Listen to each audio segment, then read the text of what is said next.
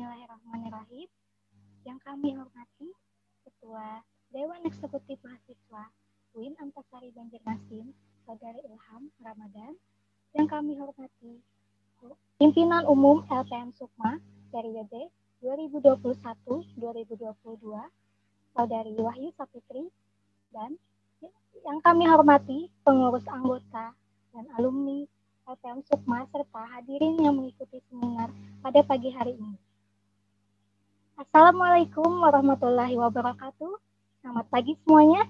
Semoga kita semua dalam keadaan sehat dan tetap semangat pada hari ini, sehingga kita dapat melaksanakan webinar bersama-sama yang bertema Jurnalistik Satu Goresan Membuat Sejuta Perubahan. Sebelumnya, izinkan saya untuk memperkenalkan diri. Nama saya Kiki Nurjana yang akan memandu acara webinar pada hari ini. Hadirin yang berbahagia, berikut susunan acara kita pada hari ini. Yang pertama, laporan dari Ketua Pelaksana. Yang kedua, sambutan dari Ketua Dema UIN Antasari Banjarmasin. Yang ketiga, sambutan dari Pimpinan Umum LPM Sukma, sekaligus yang akan membuka acara kita pada hari ini. Yang keempat, penyampaian materi. Yang kelima, sesi tanya jawab. Dan keenam, doa. Terakhir, penutup. Baik, untuk sesi pertama, yakni laporan dari Ketua Pelaksana, yaitu Saudari Nurul Amalia Solehah, kami persilahkan.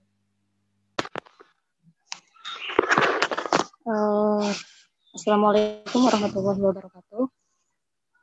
Yang terhormat kepada Dema UIN Antasari Banjarmasin, yang terhormat kepada Pimpinan Umum LPM Sukma UIN Antasari Banjarmasin, yang terhormat kepada pemateri dan para alumni LPM Sukma UIN Antasari Banjarmasin, dan para hadirin yang saya banggakan. Puji syukur kehadirat Allah Subhanahu wa Ta'ala yang telah mengizinkan kita dapat berkumpul di ruang Zoom meeting pada hari ini. Salawat serta salam tak lupa pula kita haturkan ke keharibaan kita, junjungan kita Nabi besar Muhammad SAW yang telah membawa kita dari zaman gelap sehingga ke zaman yang terang benderang ini. Untuk kegiatan kita pada kali ini, sumber dana yang kita peroleh itu ada dari uang kas LPM Sukma UIN Antasari Banjarmasin untuk melaksanakan dan melancarkan kegiatan kita pada hari ini. Dan tujuan kegiatan kita pada hari ini yaitu untuk mengajak seluruh generasi muda agar lebih mengajak agar bisa melakukan hal-hal ke arah yang lebih positif lagi, agar kita semua bisa terjun dan berani juga speak up, apalagi bagi kawan-kawan yang mungkin sedang terjun di dunia jurnalistik pada saat ini. Terbanyak yang dapat ulun sampaikan. Semoga kalian semua dapat menerima materi pada hari ini dengan baik dan bisa direalisasikan ke kehidupan nyata.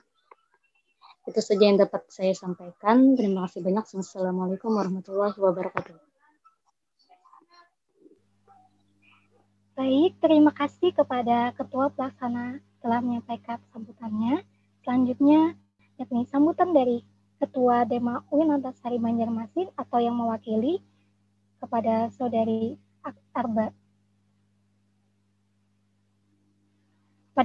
Arbani, dipersilahkan.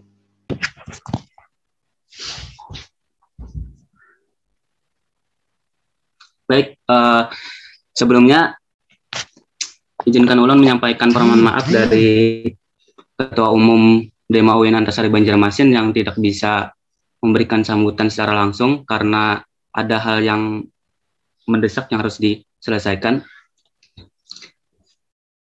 Baik, assalamualaikum warahmatullahi wabarakatuh.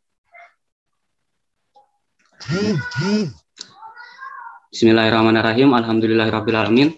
Wassalatu wassalamu ala asrofil anbiya'i wal mursalin sayyidina wa ala alihi wasahbihi ajma'in. Amma ba'd.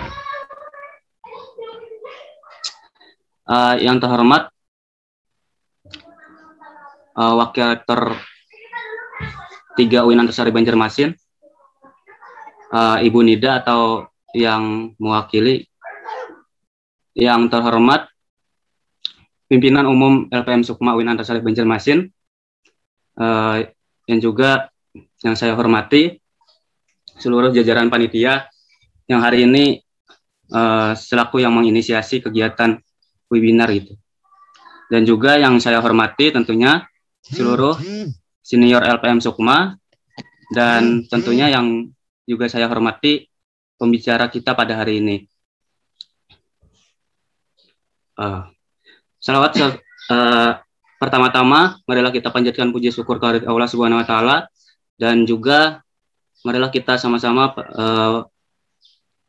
sampaikan salawat dan serta salam kepada junjungan kita Nabi besar Muhammad SAW. Tidak banyak yang ingin saya sampaikan pada kesempatan kali ini. Tentunya kami dari Dema UIN Antasari Banjarmasin mengapresiasi sepenuhnya daripada kegiatan dari kawan-kawan LPM Sukma gitu. Karena kami merasa gitu kehadiran LPM Sukma di UIN Antasari itu sangat dirasakan manfaatnya, terutama dalam penyebaran informasi tentang kegiatan-kegiatan, khususnya lagi kegiatan dari organisasi mahasiswa yang ada di UIN Antasari Banjarmasin. Kemudian juga yang kedua, tentunya tentang peran LPM Sukma gitu, dan peran lembaga pers secara umum. Karena bagaimanapun kehadiran lembaga pers sangat membantu daripada perjuangan kita dalam menghidupkan dan mengawal gerakan mahasiswa. Nah, karena selama ini yang membantu penyebaran informasi tentang narasi-narasi perjuangan kita adalah lembaga pers mahasiswa. Nah, saya berharap kemudian LPM Sukma ke depan sesuai dengan kepanjangannya, bahwa LPM Sukma adalah LPM yang selalu menyuarakan suara kritis mahasiswa gitu. Nah, itu sih harapan besar saya, dan semangat tentunya semangat ulang tahun yang ke-23 ini adalah momentum untuk kembali merefleksikan bahwa LPM Sukma adalah LPM yang kemudian selalu kritis gitu dalam menyuarakan daripada narasi-narasi perjuangan mahasiswa, dan juga dalam menyebarkan informasi-informasi penting untuk kemudian membangun semangat perjuangan mahasiswa itu sendiri. Nah, mungkin itu saja yang dapat saya sampaikan. Tentunya kami dari seluruh jajaran keluarga besar Dema UIN Antasari Banjarmasin mengucapkan selamat ulang tahun kepada LPM Sukma, dan mudah-mudahan semangat yang dibangun oleh kawan-kawan ini nantinya bisa diwujudkan gitu. Nah, sekian, terima kasih. Billahi taufiq wal hidayah. Wallahul muwaffiq ila aqwamit thoriq. Wassalamualaikum warahmatullahi wabarakatuh.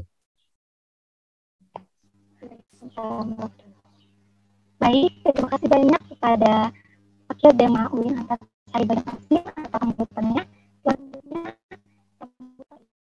Pimpinan Umum LPM Sukma sekaligus membuka acara webinar dari pagi hari ini kepada saudari Wasati. Bismillahirrahmanirrahim. Assalamualaikum warahmatullahi wabarakatuh. Sebelumnya minta maaf, di sini saya mewakili dari pemimpin umum karena beliau sedang berhalangan jaringan. Jadi yang ingin saya sampaikan adalah kami berterima kasih kepada para tamu undangan serta peserta yang hadir.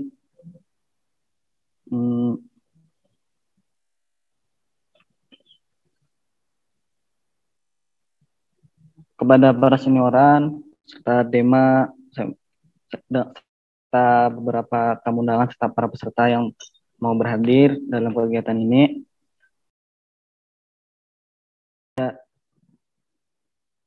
Pada peserta, semoga nanti dari materi yang disampaikan bisa disampaikan kepada kawan-kawannya yang ada di kawan-kawan setelah mendapatkan materi dari pemateri, semoga bisa diamalkan dan disebarkan kepada yang lainnya, terutama anak-anak PES mahasiswa, karena dan kami dari LPM Sukma eh, sekali lagi meminta maaf apabila dalam acara acara ini nanti ada beberapa kendala atau kurang memadai mengenai fasilitas atau apapun. Mungkin itu yang bisa saya sampaikan. Mohon maaf apabila ada salah kata. Assalamualaikum warahmatullahi wabarakatuh. Salam Pasma. Baik, terima kasih kepada perwakilan dari LKM Sukma atas sambutannya dan telah membuka acara seminar pada hari ini. Hadirin yang berbahagia, sampailah kita pada acara utama, yaitu penyampaian materi. Saya harap kita semua sudah siap untuk membahas materi pada hari ini dengan tema yang tentunya sangat luar biasa, menarik, dan sangat perlu untuk diketahui di generasi milenial seperti kita agar bisa membawa perubahan yang baik sebagai generasi penerus bangsa, yaitu jurnalistik satu goresan membuat sejuta perubahan. Dan kita akan membahas materi pada hari ini bersama dengan pembicara yang sangat berpengalaman, yaitu Bang Puja Mandela selaku redaktur dari aphabar.com, dan nantinya pemateri akan memaparkan materinya. Setelah itu dilanjutkan dengan sesi tanya jawab. Tapi sebelum itu saya akan membacakan biodata singkat beliau terlebih dahulu. Nama beliau Puja Mandela, lahir di Banjarmasin, tanggal 13 April tahun 1989. Pengalaman beliau 10 tahun menjadi wartawan. Saat ini beliau bekerja sebagai redaktur di media online aphabar.com yang berbasis di Banjarmasin. Dan juga beliau beberapa kali menjadi dosen tamu di Prodi Bahasa dan Sastra Indonesia, FKIP, Universitas Lambung Mangkurat, dan kerap menjadi moderator di sejumlah acara bedah buku. Dan hobi beliau main musik, mendengar musik beragam genre, dan hobi mengoleksi kaset kita. Jika teman-teman ingin lebih dekat dengan beliau, bisa follow IG beliau, yaitu Puja_Mandela, dan Facebook beliau Puja Mandela.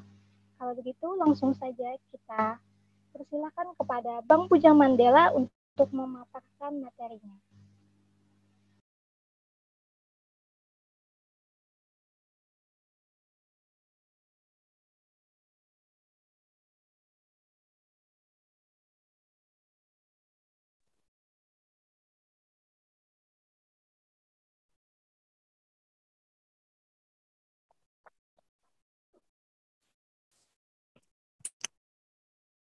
Halo,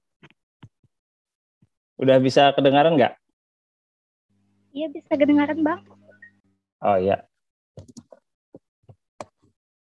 Mudah-mudahan teman-teman yang lain juga bisa mendengarkan ya.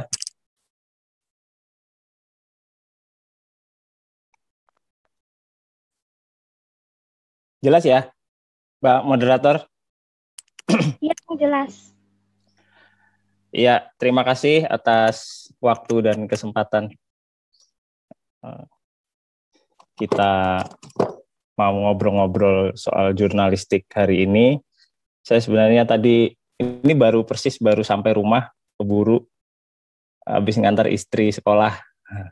Istri ngajar di sekolah di Batu Licin. Terima kasih buat LPM Sukma yang sudah mengajak saya bergabung di acara yang keren banget ini, yang semuanya kayaknya ingin melakukan perubahan ya, sesuai temanya gitu.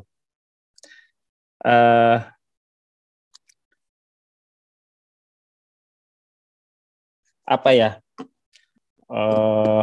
Kalau kita bicara tadi profil saya sudah dibacakan ya, jadi saya nggak usah memperkenalkan diri lagi. Salam buat teman-teman semua yang hadir. Saya nggak tahu ini dari mana karena saya baru gabung, tidak sempat mengikuti dari awal. Ya, tapi intinya ya mudah-mudahan teman-teman bisa menyimak dengan baik apa yang saya sampaikan hari ini. Kalau bicara jurnalistik sebenarnya sangat luas sekali, tapi saya akan memulainya dari dari perkembangan perubahan budaya jurnalistik kita dari yang sebelumnya kita biasa menikmati media cetak, sekarang kita sudah berubah sama sekali ya, sudah terbiasa dengan media online, atau bahkan sebagian orang tidak menjadikan media online sebagai referensi utama, malah kalau saya lihat teman-teman yang mahasiswa, sebagian mahasiswa, maksudnya sebagian kelompok remaja usia ya yang relatif lebih muda itu malah lebih banyak pakai sumber referensinya itu di Instagram. Jadi media online itu mungkin sumber referensi kesekian lah gitu. Kebanyakan pakainya Instagram. Tapi kalau kita sendiri, kayak saya sendiri ya, di Instagram itu memang asik, cuma ada banyak hal yang dia tidak bisa terpenuhi ketika kita mau mengakses informasi di situ. Misalnya mode tampilan Instagram itu tidak ramah buat mata saya sebagai orang yang suka membaca gitu. Ketika dia ada tulisan yang lebih panjang di sana, saya itu kayak tidak terlalu menikmati membaca tulisan di Instagram, kecuali untuk informasi-informasi yang sifatnya sekilas gitu ya, sekilas info. Misalnya LPM Sukma mau bikin acara ngobrol jurnalistik kayak gini lah. Nah, itu bolehlah di Instagram kita bisa menikmatinya dengan nyaman. Tapi kalau untuk informasi yang lebih jauh, biasanya yang banyak juga soal kebakaran ya. Kalau di Banjarmasin ini, teman-teman, informasi awal itu pasti dari Instagram. Tapi Instagram tidak bisa membuat pembaca seperti saya ini nyaman ketika di situ misalnya teman-teman menulis soal kronologis kejadian kebakaran itu. Cerita-cerita saksi mata dalam kejadian kebakaran. Itu kan biasanya diceritakan dengan panjang, dengan struktur kalimat yang memang ya seperti tulisan-tulisan feature lah, tulisan yang memang kita nikmati pelan-pelan seperti itu. Itu kayaknya Instagram menurut saya tidak ideal sebagai wadah. Tapi ini biasanya saya nggak tahu ya, kalau di lingkungan mahasiswa itu punya ketertarikan nggak untuk membuat blog, karena Instagram ini sangat populer. Saya tidak tahu apakah teman-teman di kampus itu punya ketertarikan bikin blog, website, karena sumber informasi itu pasti kita masih pengen nyari di Google. Misalnya saya ini nggak tahu soal LPM Sukma, saya pengennya nyari di Google. LPM Sukma ini apa sih, anggotanya siapa, berdiri sejak tahun berapa misalnya. Ya saya sebagai orang yang tidak tahu pasti nyarinya ke Google kan. Kalau nyari di Instagram saya bingung juga mau nyarinya gimana. Misalnya pun saya ngeklik di IG LPM Sukma, mau nyari profilnya gimana ini ya. Scrollnya itu jauh banget kan, mungkin saya nggak tahu juga tempatnya di mana. Nah, kalau di website itu kan langsung ketemu misalnya kata kuncinya, sejarah LPM Sukma misalnya, atau siapa ketuanya sekarang. Itu misalnya LPM Sukma bisa ada yang nulis di situ, ya pasti ada informasinya. Nah, jadi itu salah satu kerja-kerja jurnalistik yang dilakukan oleh wartawan, yaitu mencatat. Nah, jadi kalau wartawan cuma nyatatnya di Instagram, ya itu oke aja, nggak salah. Cuman kurang lengkap kalau kita cuma mencatat di Instagram. Jadi lebih baik, ada baiknya, makanya sebaiknya teman-teman mahasiswa yang punya ketertarikan di bidang jurnalistik juga bisa menjangkau membuat website, bikin blog, menulis banyak ide-ide terkait apa saja sesuai dengan ketertarikan masing-masing gitu ya. Jadi kita tahu anggota LPM Sukma ini siapa aja, idenya soal apa, kebudayaan, kesenian, itu apa gitu, kita bisa tahu. Nah, itu tugas jurnalistik, mencatat itu. Jadi kalau kita mau bikin perubahan dalam konteks yang lingkupnya kecil, lingkup di lingkungan kita, di lingkungan kelompok mahasiswa atau di kampus, ya perubahannya dimulai dari situ. Nah, jadi itu fenomena yang sedang terjadi ya, sedang kita lihat sekarang ini. Jadi saya sebenarnya agak menyayangkan kalau teman-teman mahasiswa ini cuman aktifnya di Instagram gitu. Jadi LPM Sukma kayaknya punya website ya, kayaknya. Kemarin saya ngobrol-ngobrol sama Mbak Lola, itu kalau memang ada, harusnya bisa lebih digencarkan lagi. Jadi anggotanya disuruh nulis tuh di situ. Nah, kemudian tadi saya ngobrolin soal perubahan media budaya baca kita ya, dari media massa cetak ke media online. Kenapa kita bergeser ke media online? Ya karena memang kebutuhan kita, terus zamannya memang sudah berubah. Kalau dulu media massa cetak itu beberapa tahun yang lalu ya, dia punya redaktur itu 26 atau 30 orang gitu untuk mengelola media massanya. Kalau sekarang tuh yang saya dengar cuma 6 orang. Itu artinya kan media cetak itu sudah tidak jadi prioritas lagi, sudah memang benar-benar asal hidup. Jadi mereka sekedar bertahan hidup, tinggal menunggu waktunya kapan diantar ke liang lahat, mungkin seperti itu. Nah, tapi dengan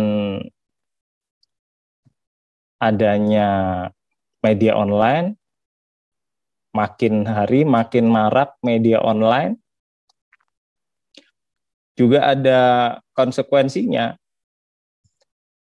Jadi makin banyak media online itu yang tidak jelas menurut saya ya. Jadi makin banyak media online yang konten-kontennya itu sembarangan. Memang ada dan banyak itu. Di Kalsel kalau nggak salah baru ada 17 media yang terverifikasi Dewan Pers. Ini saya ada catatannya, tapi karena saya Zoom-nya pakai HP, jadi saya sudah nggak bisa buka lagi nih. Tadi padahal saya catat di HP, tapi kalau nggak salah sekitar 17 media yang terverifikasi Dewan Pers, media online ya.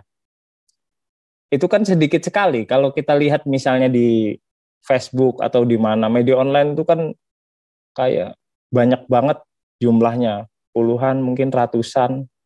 Akhirnya teman-teman atau kita pembaca itu harus kritis sama media online.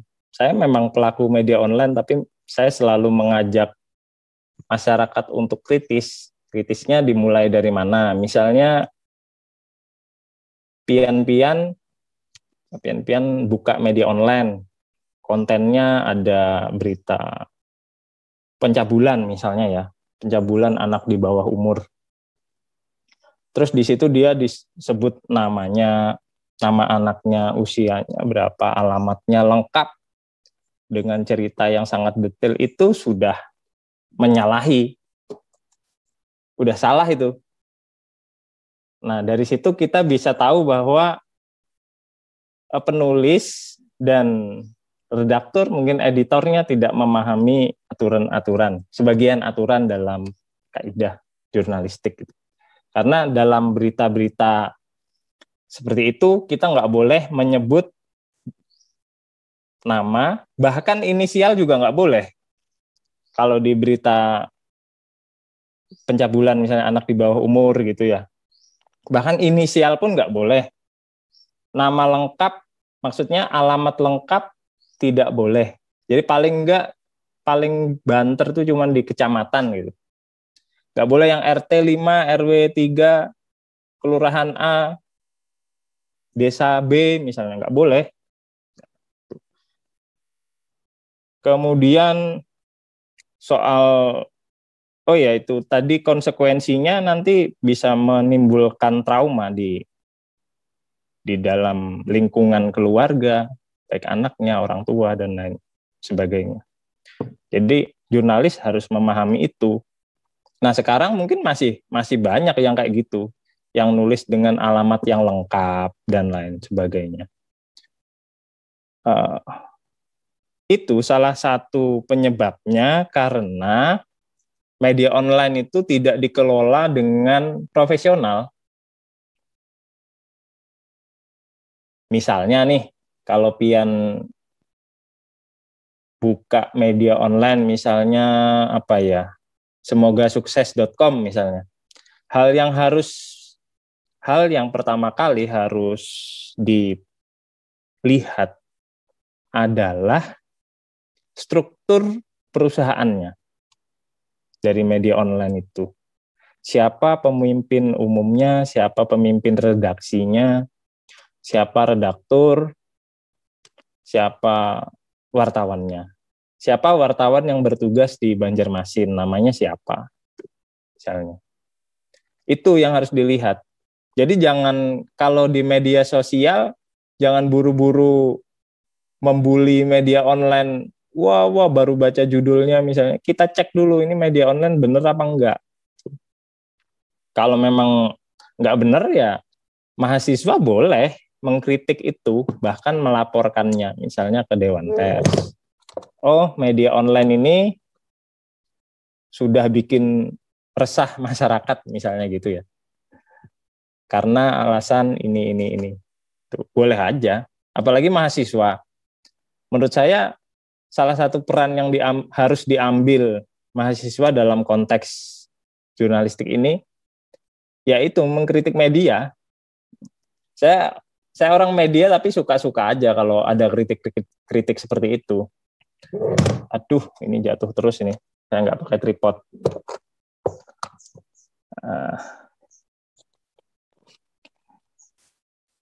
Dan itu buat saya sebagai wartawan, sebagai editor, malah suka. Nggak tahu kalau yang lain ya. Kalau wartawan yang lain digitukan, saya nggak tahu. Tapi kalau saya malah senang. Jadi ketika saya diminta jadi narasumber jurnalistik atau apa, saya selalu mengkritik diri sendiri, ibaratnya gitu ya. Karena memang ada banyak kelemahan karena maraknya media online itu. Jadi kelemahannya banyak banget memang. Jadi kalau pian-pian buka di grup Facebook, itu memang banyak media online yang seperti itu. Tapi juga ada kan pasti media online yang bekerja dengan sungguh-sungguh, dengan profesional, dengan tata kelola perusahaan yang baik, yang sehat, seperti itu ya.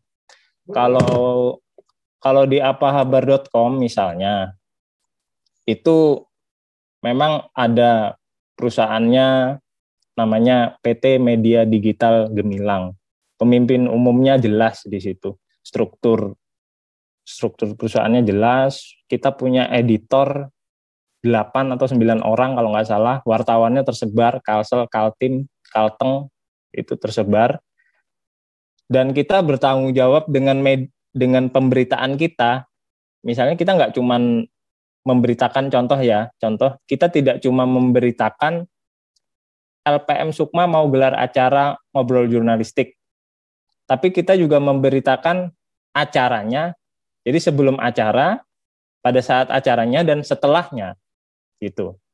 Misalnya dalam kasus kebakaran yang sering terjadi di Banjarmasin nih, itu kita harus kejar sampai tuntas.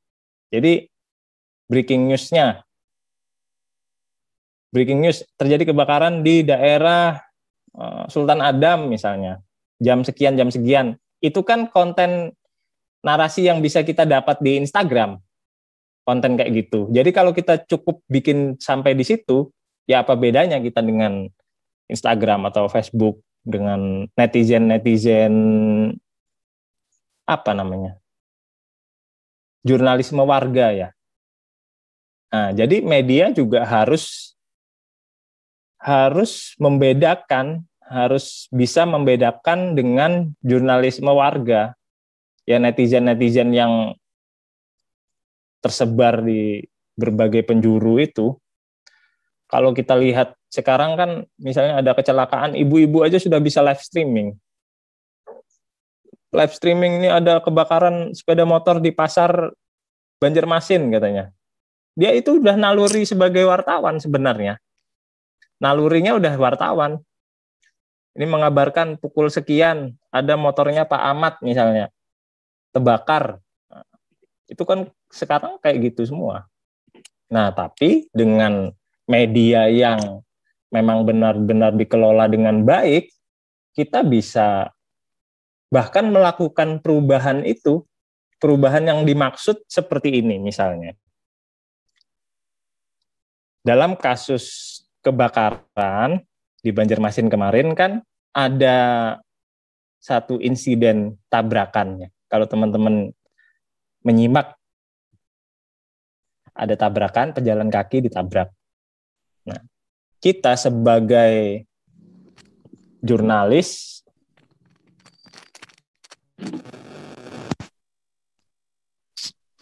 suaranya masih jelas nggak? Jelas. Oh ya. Kita sebagai jurnalis punya tanggung jawab untuk menggali, untuk mencari tahu ada apa sih ini kok bisa terjadi tabrakan kayak gini. Mudah-mudahan teman-teman yang di sini tahu semua ya ceritanya ya. Jadi dari situ kita bisa semacam menggugat pemerintah ini. Kok pemerintah seakan-akan membiarkan sih mobil pemadam kebakaran melaju dengan kecepatan sangat tinggi seperti itu, misalnya. Wajar wartawan menggugat seperti itu karena wartawan itu harus nalurinya tuh harus curigaan. Selain kepoan ya, wartawan tuh harus punya naluri kecurigaan yang kuat gitu. Harus ada selalu tanda tanya itu. Ini kok bisa ngebut terus kayak gini, ini pemerintahnya gimana kan kayak gitu. Apakah akan terus seperti ini? Dan kalau pian-pian melihat di pemberitaan kemarin itu benar-benar dikawal sampai bukan sampai tuntas ya, karena pasti belum tuntas. Pokoknya setiap momen itu selalu kita kawal pemberitaannya. Misalnya sikap pemerintah Kota Banjarmasin bagaimana nih terkait ini, sikap dari aparat kepolisian gimana. Nah, nyatanya kan sudah mulai ada perubahan kebijakan dari pemerintah kota. Oh, polisinya ngecek bahwa supirnya nggak pakai SIM. Ternyata tidak punya SIM gitu. Kemudian banyak anak-anak yang ternyata jadi anggota pemadam kebakaran itu. Nah, artinya kan banyak hal yang janggal di situ. Nah, di situ peran media ikut membenahi.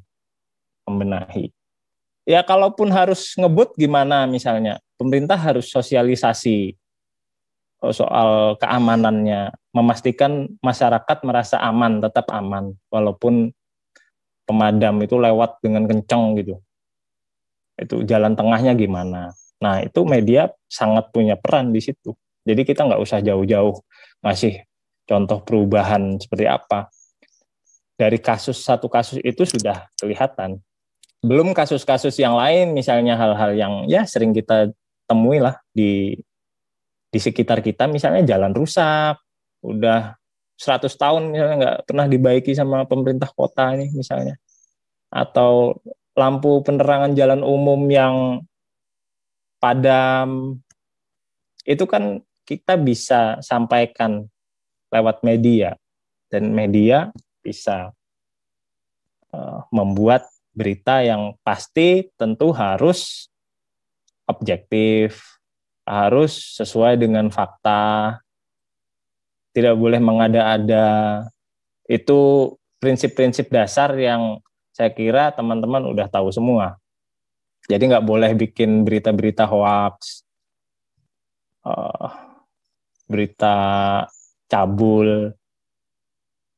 Itu prinsip-prinsip dasar itu. Nah, nanti mungkin saya lebih pengen ngobrol-ngobrol soal keresahan-keresahan pian-pian ini tentang fenomena baik di media sosial maupun di media massa. Tapi prinsipnya perubahan itu pasti bisa kita lakukan sebenarnya.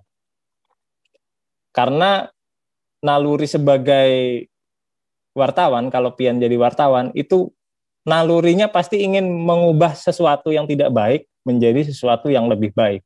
Atau mengubah sesuatu yang baik jadi lebih baik.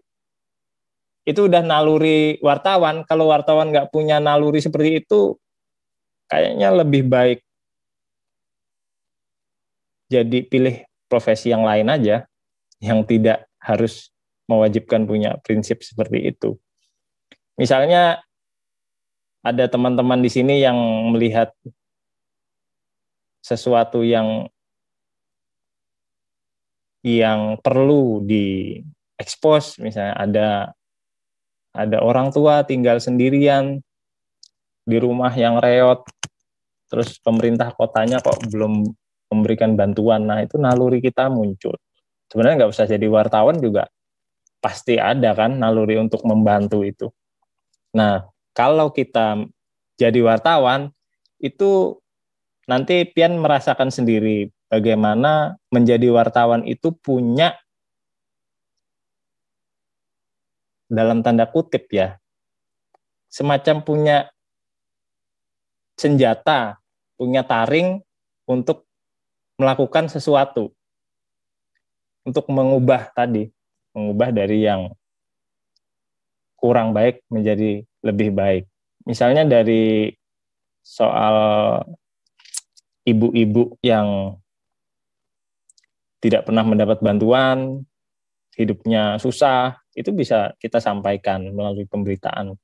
Kita sampaikan ke pemerintah kota atau pemerintah provinsi seperti itu, dan mereka pasti merespon hal-hal yang seperti itu. Itu perubahan-perubahan kecil yang umum sebenarnya, yang umum dijumpai di lingkungan dunia jurnalistik itu. Kemudian apa lagi ya? Jadi intinya perubahan bisa kita lakukan kalau kita memang benar-benar bekerja dengan baik, mengedepankan prinsip-prinsip jurnalistik dengan baik. Jangan bikin malu profesi wartawan. Ya memang yang ada sekarang tidak ideal posisinya. Situasinya tidak ideal. Dan menurut saya segala sesuatu memang tidak semuanya dalam posisi ideal. Jadi kalau sekarang masih ada dijumpai berita-berita yang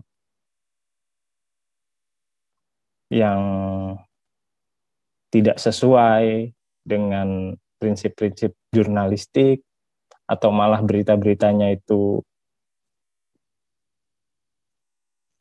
malah mengumbar misalnya siapa itu artis Anya Geraldine misalnya, kan banyak juga media-media online yang seperti itu, mengumbar keseksian atau yang lain-lain. Sebenarnya saya nggak setuju dengan berita-berita kayak gitu, tapi faktanya ya banyak, dan kayaknya nggak bisa dibendung juga, kecuali itu kebijakan dari medianya sendiri.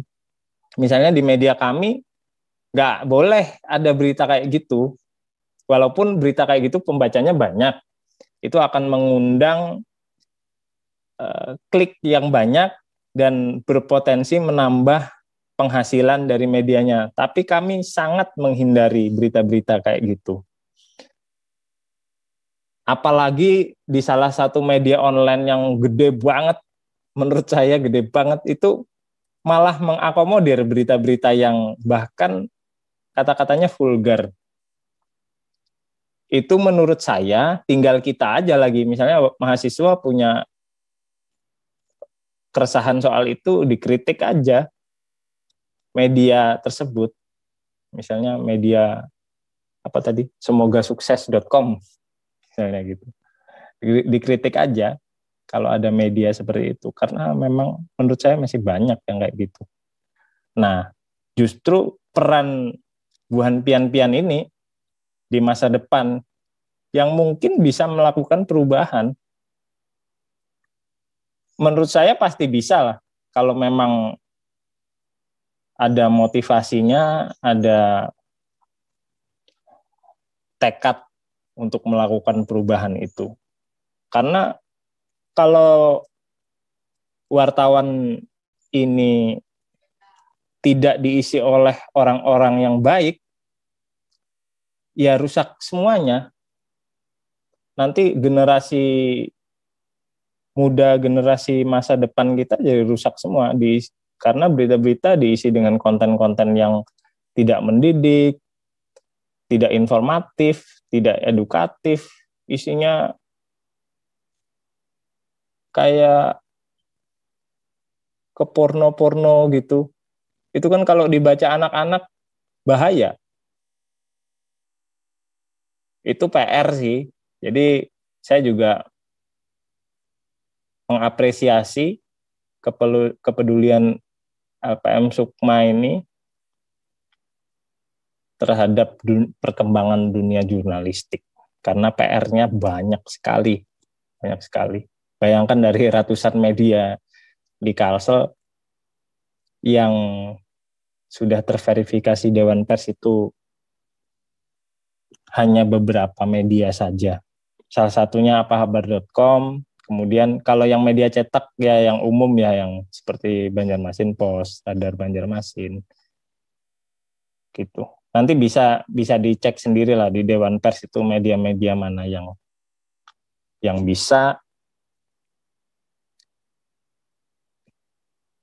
bisa kita jadikan referensi gitu.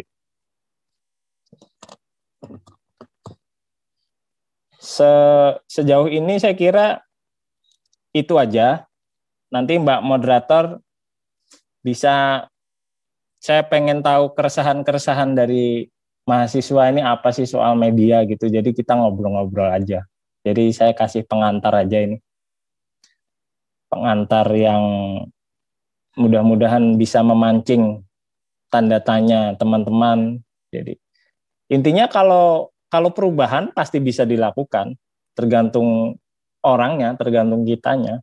Saya sudah kasih contoh tadi soal perubahan, mengubah kebijakan pemerintah kota dalam kasus kebakaran atau kasus-kasus yang lain, gitu. Atau kasus yang lebih besar misalnya, ya bisa aja. Gitu. Kasus kalau di Kalsel apa kasus yang gede itu? Nah, nanti dari sudut pandang mahasiswa saya mau dengar juga. Nah, kira-kira itu aja Mbak Kiki ya. Terima kasih. Baik, terima kasih kepada Bang Puja Mandala telah memaparkan materinya. Selanjutnya kita memasuki sesi tanya jawab. Saya berikan kesempatan untuk sesi pertama ini 3 orang terlebih dahulu untuk bertanya. Silakan yang ingin bertanya bisa raise hand, hidupkan Saya kamera Mbak dan mau tanya mic-nya. Mbak. Ya, silakan. Oke. Nah, terima kasih Mbak. Mohon maaf ya untuk nama dari akun Zoom saya belum diubah. Kemarin ada ini. Saya nanya sama Bang tadi. Sebelumnya perkenalkan, nama saya Mustafa, mahasiswa dari UIN Antasari Banjarmasin, angkatan 2019, jurusan Hukum Tata Negara. Saya mau tanya Mbak, perihal gini. Ada pernah kejadian kami dulu itu demo tentang apalah, kalau tidak tentang salah. Apalah demo yang anu tuh lah, tentang undang-undang KUHP nggak ada salah. Waktu itu di gedung DPR. Nah, dan yang diceritakan oleh pers itu adalah salah satu pers kami baca itu berbanding terbalik gitu. Padahal yang buat kerusuhan pertama kali di situ itu kami yang bisa dibilang diserang lah ya, bisa dibilang seperti itu. Cuman pada saat kami membaca berita yang diedarkan di online itu terbalik, seolah-olah mahasiswa yang disalahkan. Nah, di situ muncul stigma dari kawan-kawan, ini pes ini sebenarnya dia di tengah-tengah atau karena dia dibayar atau karena apa gitu. Di situ Mbak sebenarnya. Dan itu misalkan kita melaporkan ke Dewan Pers tadi, itu akan ditanggapi atau gimana itu Bang? Akan ditindaklanjuti atau gimana tadi itu Bang? Ya, ini pertanyaan bagus banget nih. Nah, ini banyak kasus yang seperti ini. Langsung saya tanggapi aja Mbak Kiki ya. Jadi tidak cuman kasus yang dialami Pian ini, jadi banyak hal juga terjadi seperti itu. Jadi hal pertama yang harus dilakukan dari mahasiswa itu adalah minta hak jawab ke medianya. Jadi dari sudut pandang mahasiswa, kejadiannya tidak seperti itu. Dan menurut kami ini sebagai mahasiswa, kejadian sebenarnya itu seperti ini gitu. Jadi mahasiswa juga harus punya bukan keberanian ya. Pokoknya harus menggugat medianya. Jadi medianya harus menyampaikan sesuatu yang seimbang. Jadi nggak cuman, kan masa wartawannya cuman memberitakan kericuhannya aja, pasti dia memberitakan demonya, awal demo, latar belakang demonya, terus ada insiden itu. Setelah insiden beritanya soal apa misalnya. Dia harus mengakomodir pendapat dari teman-teman mahasiswa. Medianya itu wajib. Tidak boleh tidak. Mau dia dibayar, mau dia apa, dia harus mengakomodir aspirasi dari teman-teman mahasiswa. Apalagi kalau merasa dirugikan seperti itu. Jadi kalau merasa dirugikan, komplain aja ke medianya. Kita pengen menyampaikan hak jawab bahwa peristiwa yang terjadi itu tidak seperti itu. Kronologisnya seperti ini. Itu wajib. Itu sudah tidak perlu dipertanyakan lagi ya. Maksudnya pokoknya medianya nggak boleh menolak. Nah, kalaupun menolak itu mahasiswanya bisa ngecek lagi seperti kayak saya tadi, dicek tuh struktur medianya ini media apa gitu. Struktur perusahaannya jelas apa enggak. Kalau enggak ya laporkan aja, menurut saya gitu. Tapi harusnya dia sudah bisa mengakomodir pendapat pian-pian itu soal kronologis yang berbeda misalnya. Gitu. Gitu Mas ya.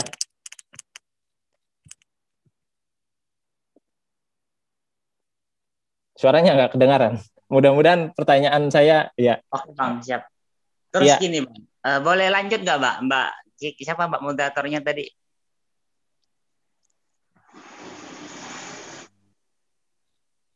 Boleh nggak?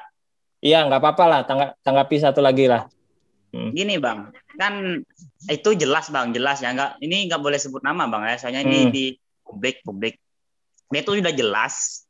Bisa dibilang salah satu pers ternama di Kalimantan Selatan.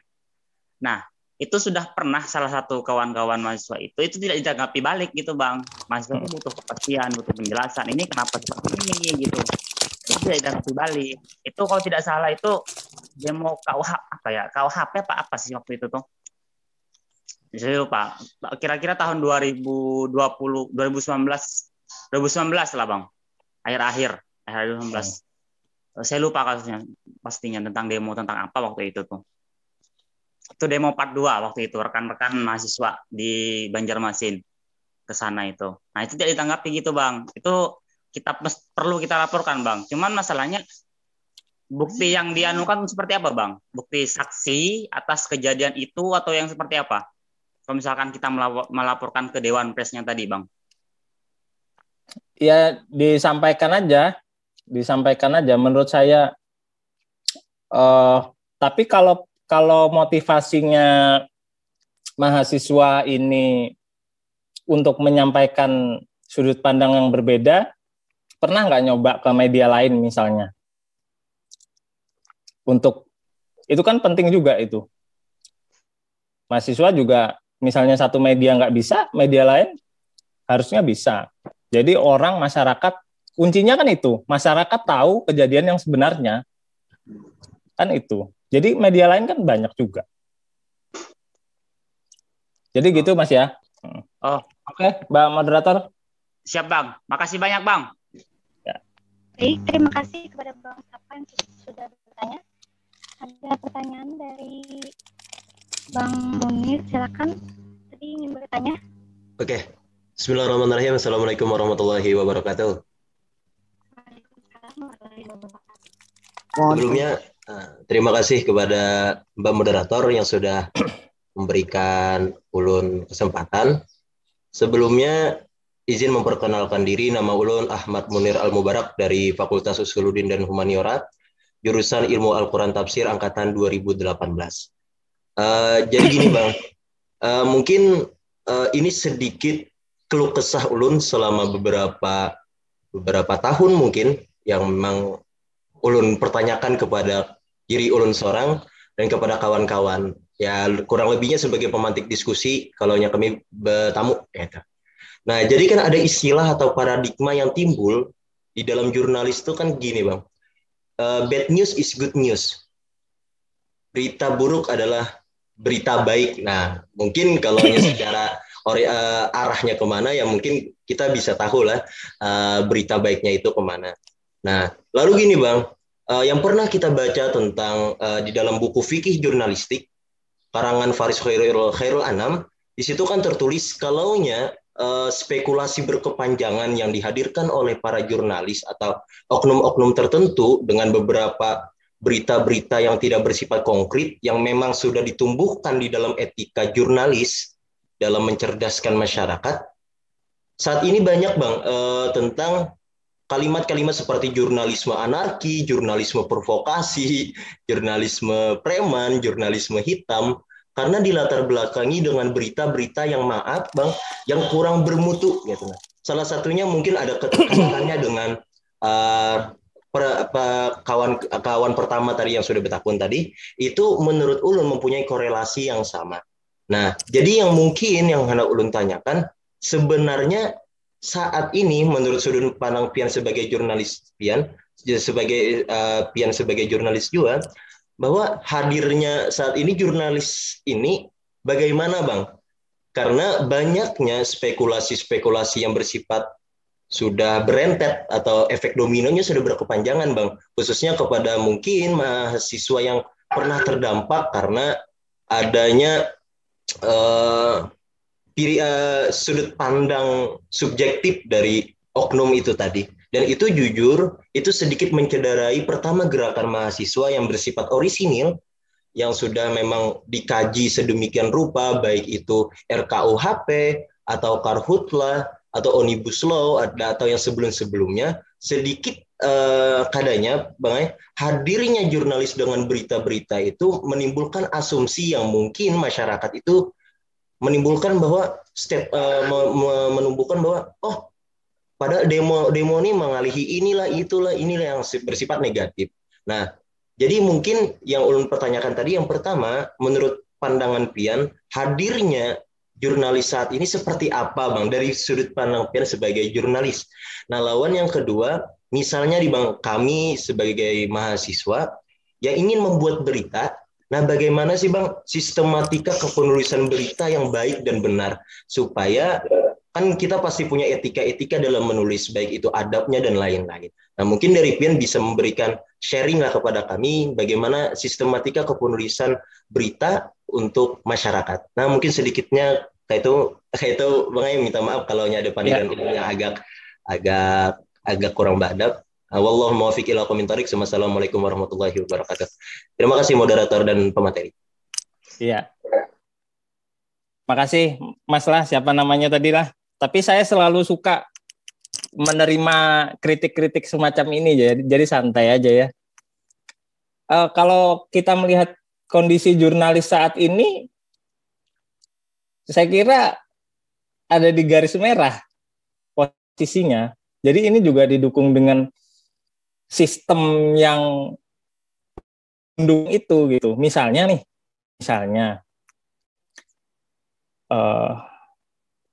pemilik sebagian besar 95%, 90% media-media yang besar adalah orang-orang yang besar juga.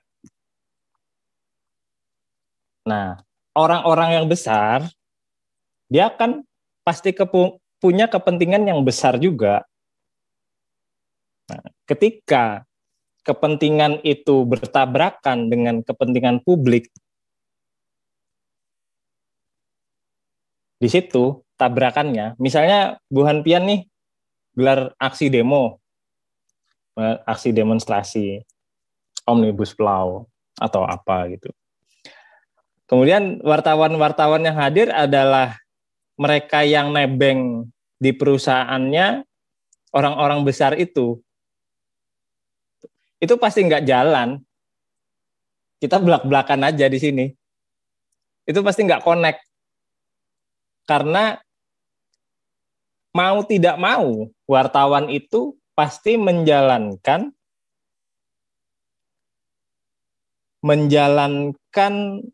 kesepakatan redaksi. Gitu ya. Jadi redaksinya itu kan sudah punya perencanaan sih sebelum demo. Itu kalau kita bicara dapur redaksi.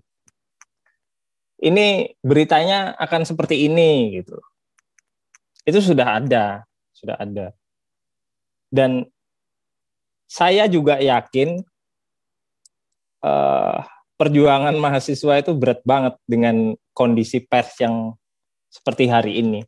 Ada pers yang memang lurus banget itu ada, tapi minoritas.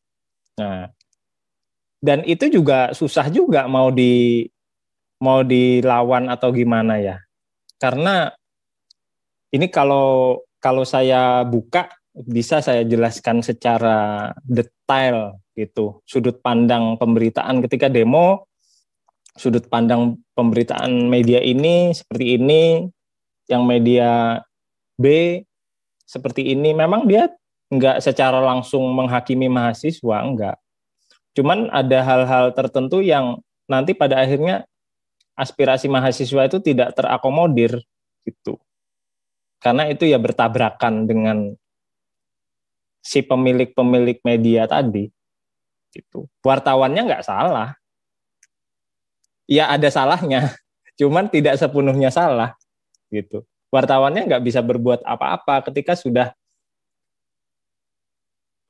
ada kebijakan-kebijakan yang sifatnya besar gitu. Misalnya gini aja ya, dalam kasus dulu misalnya 2000 berapa itu yang demo 212 itu. Itu salah satu media terbesar di Indonesia itu nggak bikin headline. Itu kan aneh banget. Medianya paling besar, salah satu yang tertua, dan jadi rujukan masyarakat Indonesia. Saya aja ngerujuk ke situ, kiblatnya. Saya baca profil wartawannya, dan lain sebagainya. Tapi ketika demo 212, itu dia nggak ada headline-nya, jadi cuman berita nyempil sedikit gitu di halaman kesekian. Itu aneh banget. Itu sesuatu hal yang paling aneh menurut saya. Karena wartawan itu harus objektif. Kalaupun nggak bisa objektif banget, ya menuju ke sana lah gitu. Kalaupun nggak bisa headline, sejelek-jeleknya tetap di halaman 1, demo 212 itu. Karena itu fenomena yang nggak pernah terjadi di Indonesia. Makin aneh lagi, ada yang memberitakan soal apa kalau nggak salah, soal volume sampah yang dihasilkan dalam demo 212 itu. Memang ya itu bisa juga sih dijadikan berita, tapi berita yang lain harus ada dulu, berita yang penting-penting. Gitu. Sama halnya dengan demo di Banjarmasin misalnya. Ya itu situasinya memang seperti itu ya sekarang ya, memprihatinkan banget. Dalam kondisinya juga memang seperti itu. Dan untuk selevel-level wartawan itu tidak bisa berbuat apa-apa. Karena yang memencet tombol kebijakan itu yang pemegang sahamnya di media yang mungkin tidak kelihatan. Mahasiswa nggak lihat gitu. Atau masyarakat nggak tahu.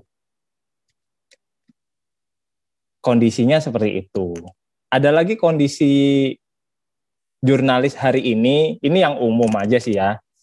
Yang umum, mereka tidak punya pengalaman, kemudian memberanikan diri bikin media sendiri, dengan dana yang terbatas, akhirnya dengan dana dan kemampuan yang terbatas, akhirnya kualitas medianya juga menyedihkan. Tulisannya kacau balau, nyusun kalimat aja nggak bisa, tapi nekat bikin media sendiri. Itu kacau banget. Dan itu banyak di sini banyak. Apalagi kalau di tingkat kabupaten ya, misalnya Tanah Bumbu, Kota Baru, atau di daerah lain. Ya kondisinya menyedihkan. Kondisi hari ini. Yang kondisi ideal itu minoritas. Tetap ada, tapi jumlahnya tidak banyak. Gitu. Mudah-mudahan pertanyaan pertama itu sudah memberikan gambaran untuk Mas yang tadi ya. Jadi kondisinya ya memang seperti itu. Kondisi hari ini. Kemudian soal kepenulisan berita ya. Yaitu kan yang paling dasar banget itu kan ya harus bisa menulis dengan baik, itu yang paling dasar banget ya. Ada 2 sih.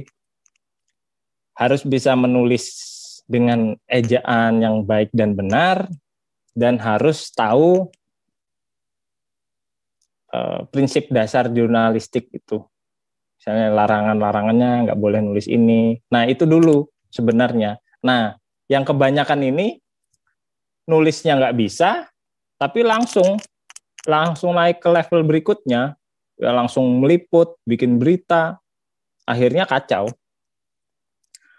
Nulisnya itu yang pertama, selain soal harus dengan bahasa, kalimat yang bagus gitu ya. Juga apa ya? Kalau pertanyaannya tadi soal tata bahasa ya itu aja sebenarnya. Kita fokus ke susunan kalimat, kalimat langsung, tidak langsung gitu. Kalau secara umum kan ada berita yang menarik, yang layak berita, ada yang tidak layak berita. Nah, itu kita harus pahami juga. Berita mana yang layak, berita mana yang tidak layak. Ada banyak hal sih, ada banyak itu. Kemudian soal aturan-aturan itu. Tapi intinya yang dasar-dasar itu harus dikuasai dulu. Kita harus berpengalaman dulu menjadi wartawan. Baru kita bisa jadi wartawan yang ideal ya. Gitu. Baru kita bisa membuat konten yang menarik. Itu belum bicara konten yang tadi. Ini menarik nggak untuk masyarakat, berguna nggak, bermanfaat nggak, kira-kira ini edukatif atau tidak. Itu. Kalau sistematika kepenulisan itu sangat teknis sekali.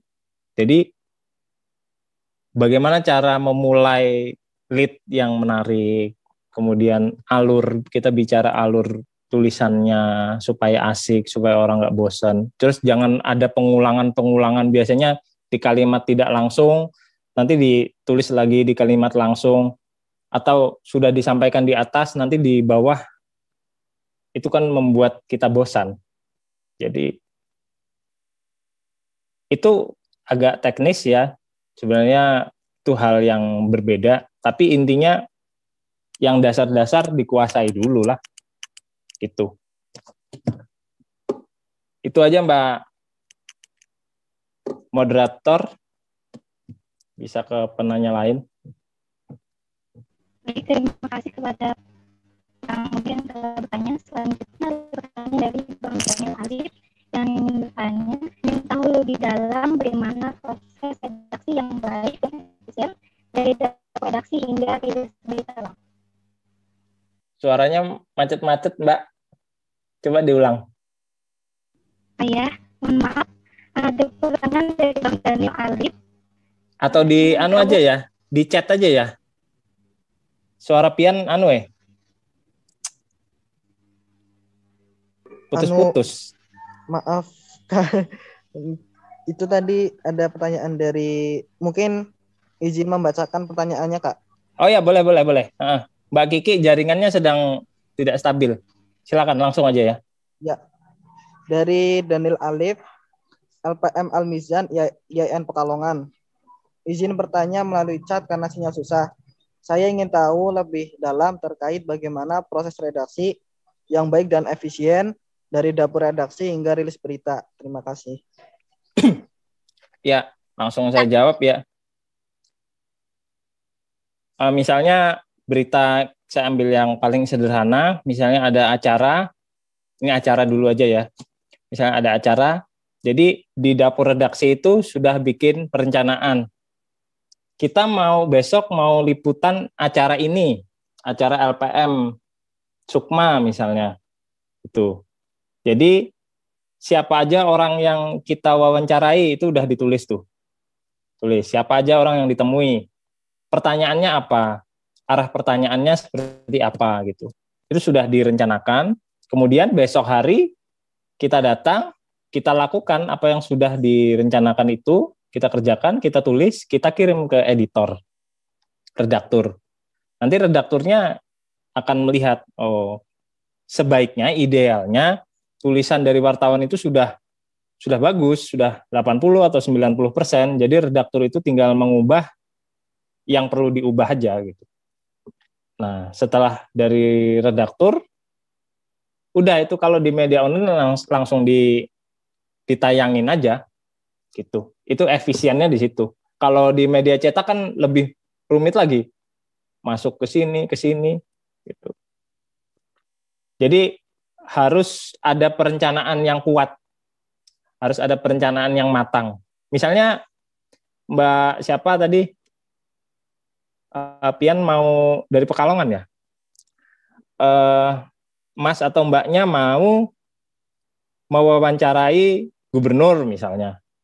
Itu jangan kita datang tanpa ada perencanaan sama sekali, nanti ketika kita berhadapan dengan gubernurnya bingung mau nanya apa ini, nanti malah salah pertanyaannya, malah kita yang kena sentil sama Pak Gubernurnya misalnya. Jadi jangan sampai terjadi seperti itu fatal banget. Jadi harus direncanakan dulu, ini mau nanya apa, pertanyaannya apa gitu. Arah. Nah, ketika sudah kita kumpulkan data, baru kita setel gitu ya modelnya. Beritanya ini seperti apa, tulisannya dan lain sebagainya gitu. Itu aja. Silakan lanjut. Mbak Kiki sudah bagus kah jaringannya? Baik. Apa Ya. suara saya kedengaran? Masih agak putus-putus. Ya, yang Mas tadi bacain aja Mas dulu sambil nunggu Mbak Kiki-nya bagus untuk menghemat waktu.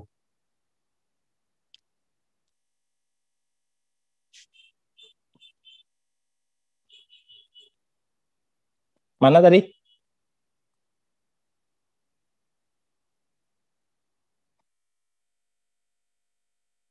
Mana tadi orangnya?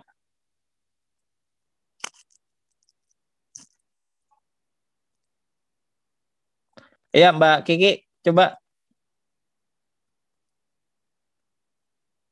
Bisa nggak?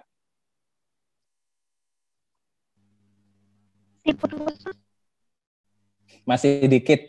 Langsung aja dilempar ke penanya berikutnya. Ada Pak hadirin yang bertanya, silakan. Iya.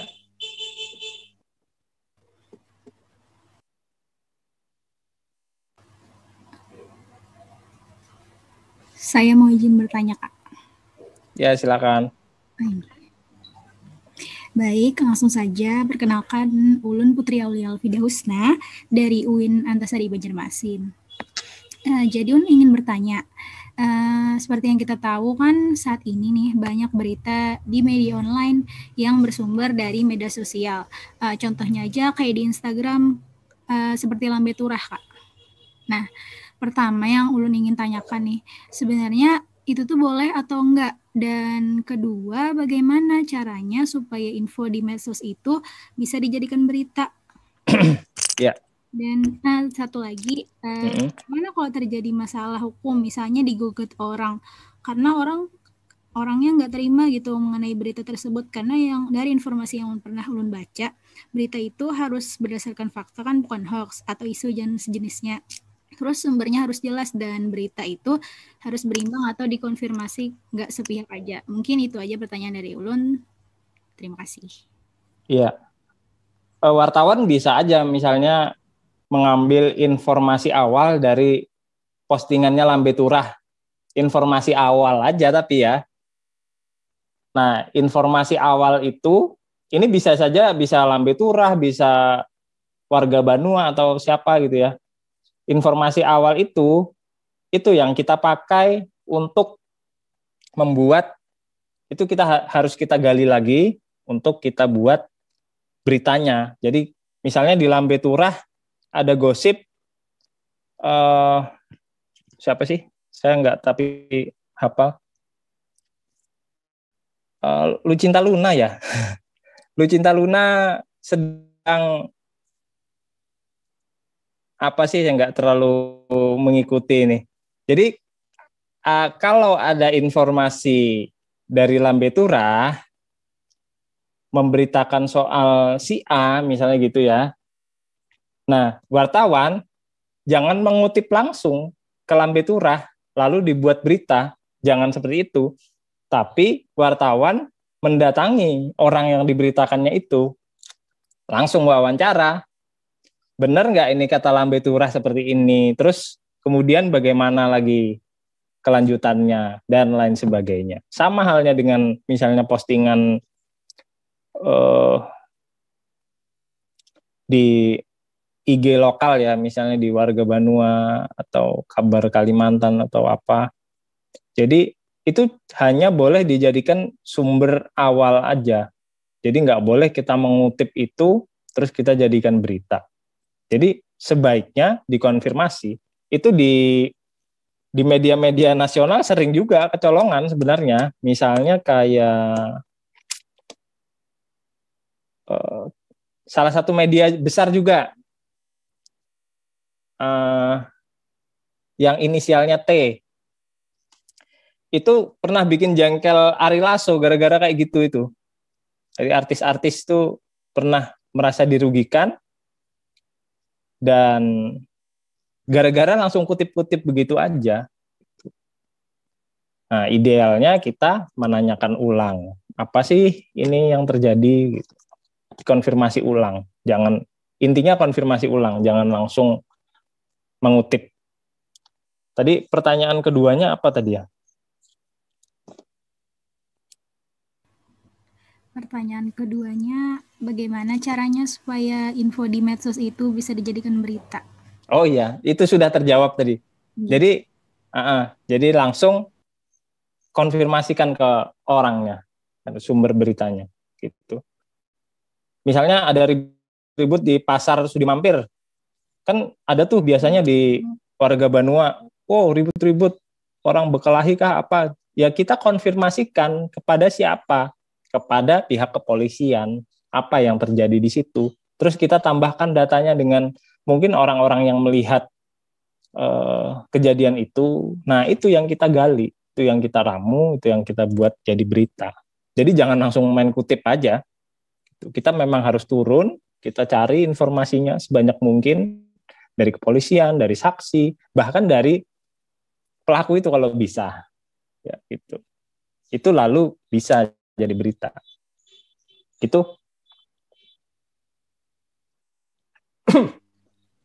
Terima kasih kepada Pak Putri yang telah bertanya. Jadi, para hadirin yang ingin bertanya dipersilakan. Ada yang lain?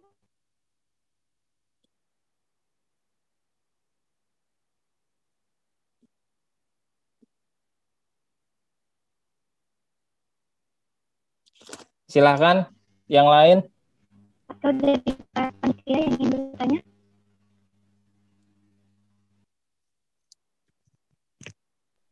Mas. Izin bertanya, Kak. Iya.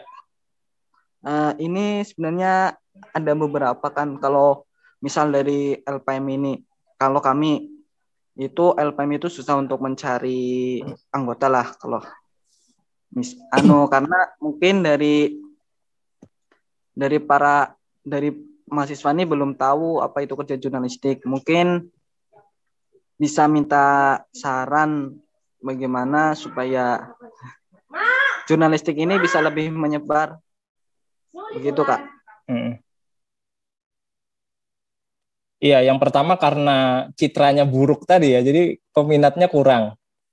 Dan sekarang orang terbiasa dengan mengakses informasi yang gampang aja. Padahal penting banget para mahasiswa ini tahu soal jurnalistik, betapa pentingnya ilmu jurnalistik ini untuk mereka. Salah satu yang harus dilakukan ya mungkin silaturahmi aja ke kantor-kantor. Misalnya ke kantor apahabar.com, silaturahmi, minta waktunya, kita ngobrol-ngobrol, lihat dapur redaksinya, lihat sistem kerjanya seperti apa gitu. Apa bedanya? Nanti di situ pian bisa lihat apa bedanya misalnya media kami dengan media lain. Sistem kerjanya seperti apa? Mungkin bisa ditanya hal-hal yang lain gitu yang mungkin tidak bisa kami buka di ruang publik gitu. Ya jalan-jalan aja lah. Kan ketika kita punya banyak teman itu makin terbuka nanti. Pengetahuannya, keingintahuannya nanti kalau sudah tahu asiknya jadi wartawan, ya oke. Di sini kayaknya sudah ada yang pengalaman jadi wartawan tuh. Alumni apa Mas Rahim? Itu mungkin bisa dibagi pengalamannya sama teman-teman, gimana asiknya jadi wartawan.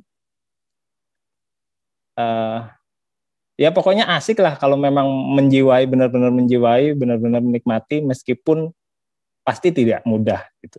Pekerjaan apa saja ya kalau tidak dinikmati ya pasti susah kan gitu.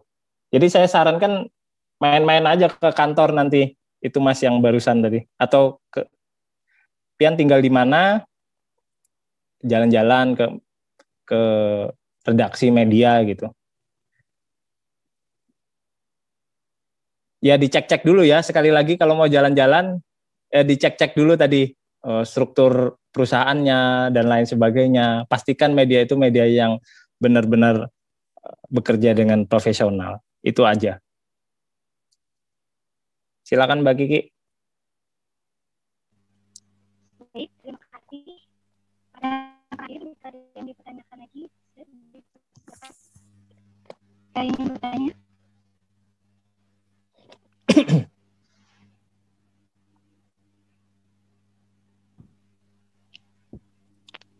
Izin moderator, izin bersuara.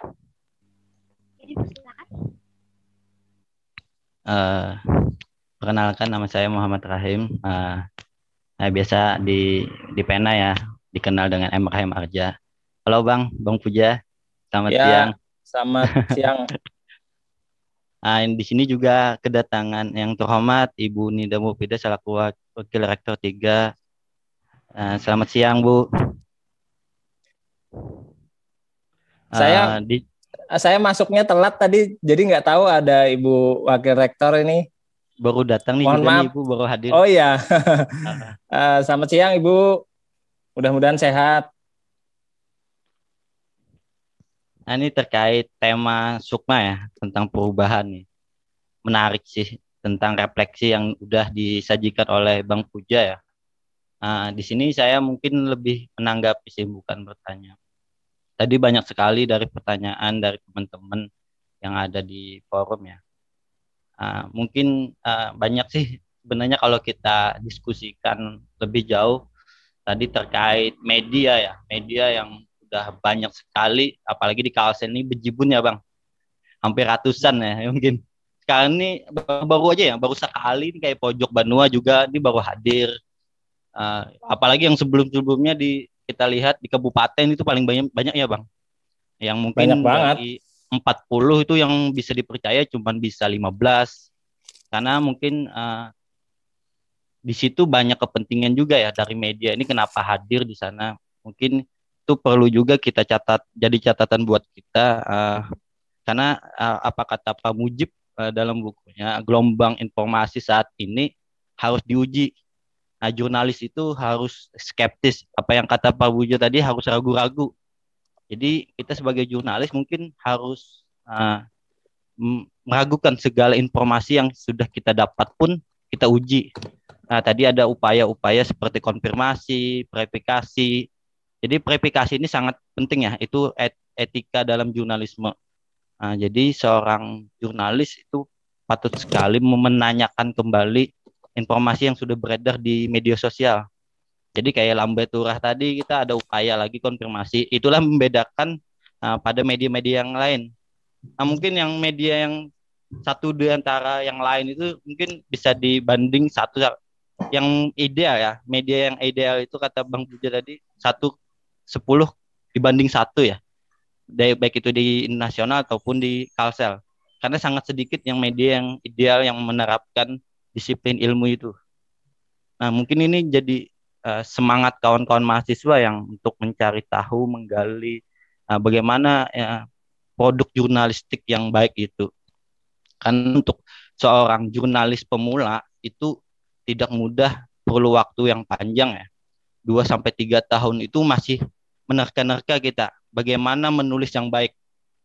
Jadi kayak tadi kata Pak Bang Puja, banyak yang bertanya ya tadi mengenai menulis yang baik itu gimana sih, kerangkanya seperti apa sih.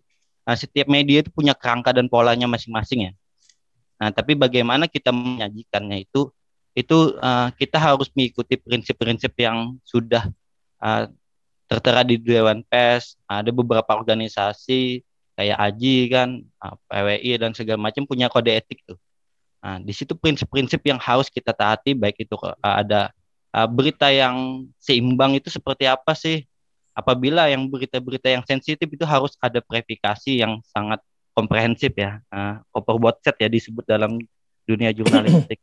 Jadi itu kita harus menyajikan berimbang. Tadi ada penanya yang pertama ya, terkait kayak ada harus hak jawab. Misalkan ada mahasiswa yang merasa kurang sekali nih informasi yang diambil oleh disajikan oleh media besar di Kalsen misalkan nih, itu ada hak jawab. Hak jawab bisa kalian sajikan dalam rilis dan segala macam. Itu mereka bisa memuat kembali karena hak jawab kalian itu. Nah, beberapa media online juga menerima hak jawab itu apabila kalian juga punya paradigma yang punya persepsi tentang isu-isu tentang undang-undang dan segala macam yang kalian sering aksikan di lapangan, maka itu harus untuk melengkapi dari informasi yang tidak berimbang tadi. Mungkin itu aja sih Bang, supaya dari tema yang kita mau ubah tadi juga itu salah satu gerakan juga untuk menumbuhkan informasi-informasi yang timpang tadi. Itu salah satu juga perubahan. Mungkin refleksi yang sajian dari Bang Puja tadi itu menjadi refleksi untuk LPM Sukma ke depan, agar bisa menguji informasi-informasi yang ada di sekitar kampus. Nah, kalau kita menarik ke belakang ya untuk LPM Sukma juga banyak jasanya yang besar untuk membangun perubahan di kampus. Mungkin Ibu Nida juga sempat mengikuti ya perkembangan informasi yang disajikan Sukma di tahun 2015 sampai 2020 terakhir. Itu naik turun ya Sukma. Dulu sempat Sukma di tahun 2015 itu menyoroti drainase. Jadi pada akhirnya di sekitar kampus, di masjid kampus itu yang banyak sampah, lalu kami angkat, kami sajikan, ada perubahan setelahnya. Nah itu hal-hal kecil juga. Itu tidak hanya Sukma, mungkin LPM yang Mbak Hadi juga bisa melakukannya di kampus-kampus. Itu hal kecil ya. Mungkin nanti ke depannya bisa menyajikan ke hal yang di luar. Kalau LPM di luar sana kayak di Jogja dan di Malang, di Surabaya, itu aku lihat sajian bahkan di majalahnya itu udah isu nasional. Baik itu garam dia kaji, bahkan terkait agraria, kasus-kasus agraria dan segala macam. Tapi mereka dasarnya dulu yang harus dikuatkan. Kata Bang Puja tadi, yang paling simpel tadi mungkin bagaimana cara menulis ya Bang. Nah di Kalsen ini bagaimana cara menulis aja masih buruk. Ya, bener banget itu. Tidak hanya LPM, bahkan sekelas yang jurnalis yang senior pun banyak yang mungkin ya Bang, kita buka-bukan di sini ya Bang. Iya. Kaum tua masih banyak yang nggak bisa nulis. Kaum tua yang senior tuh cuman bisa rilis, kutip, bahkan pola strukturalnya masih banyak berantakan. Dia cuman ngirim ke redaksi, udah nggak bertanggung jawab. Yang ini yang kasihannya ini adalah di redaktur kebanyakan. Nah ini mungkin Bang Puja banyak keluhan juga karena beliau sebagai redaktur ya. Iya, saya punya beberapa wartawan yang usianya memang jauh lebih tua daripada saya. Jadi wartawan di Tabalong, di Plehari, di Kalimantan Tengah daerah mana ya? Palangka, Muara Teweh, kemudian sampai Balikpapan. Itu sampai mengumpat dalam hati kadang-kadang kalau ngedit beritanya itu. Ini saya nggak ngedit, ini saya ngetik ulang sampai separah itu sebenarnya. Jadi sekarang kami di redaksi itu kalau memang beritanya nggak penting ya nggak kita ambil. Cuman yang repot kan ketika beritanya itu bagus tapi diulas dengan buruk. Nah itu mau nggak mau kita yang wah itu. Tapi tidak semua media menurut saya tidak semua media mampu mengolah lagi. Banyak juga media-media online yang seadanya aja dia tayangkan seadanya seperti itu. Wah, itu banyak Bang. Karena saya sendiri misalnya ada berita bagus, saya tidak cukup dengan misalnya lead atau alur yang dibawa dari wartawan. Saya biasanya bikin alur sendiri karena mereka loncat-loncat, kemudian banyak pengulangan-pengulangan. Jadi ya butuh waktu agak lama. Kalau yang muda masih bisa dibilangin, masih enak lah. Tapi kalau yang memang sudah berusia sepuh ini dibilangin juga susah, nanti kita yang dosa. Jadi banyak pasrahnya aja. Nah, di situ saya punya harapan besar bahwa kayak buan pian-pian ini yang mengisi tempat-tempat itu. Karena kalau kita berharap sama mereka-mereka, media kita juga nggak maju-maju. Karena kita berkutat dengan susunan kalimat, kalimat langsung, kata baku, itu aja tiap hari, kapan majunya. Apalagi kemarin saya baru kehilangan wartawan andalan temannya Mas Rahim juga ini. Waduh, makin pusing kepala kami. Iya, itu wartawan andalan banget, dan orangnya ketika diminta pasti dikerjain, hasilnya juga bagus.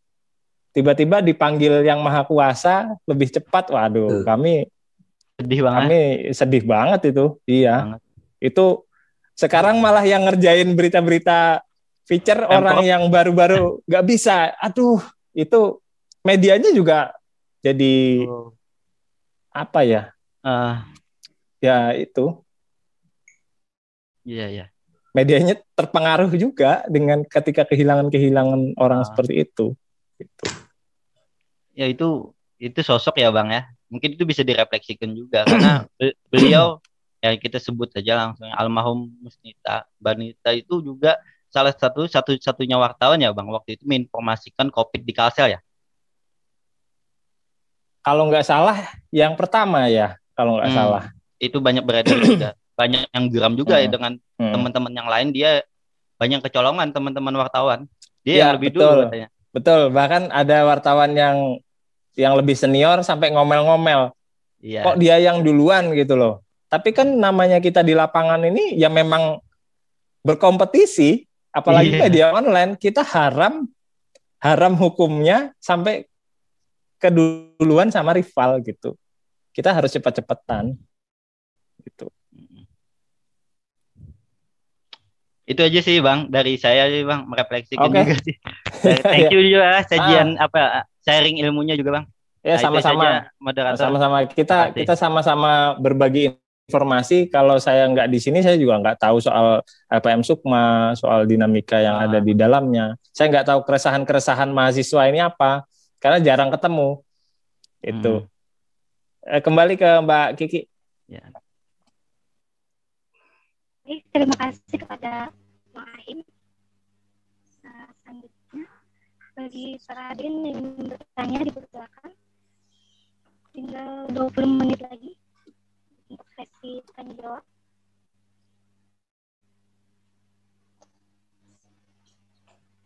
Dipersilakan kepada para hadirin yang bertanya.